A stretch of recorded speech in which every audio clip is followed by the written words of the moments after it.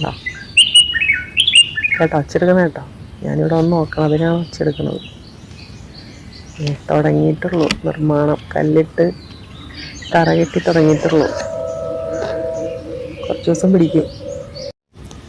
വാഴയുടെ ഇല ഉണങ്ങിയ ഇലയാണ് കേട്ടോ ആദ്യത്തെ അടിത്തറ എന്ന് പറയുന്നത്.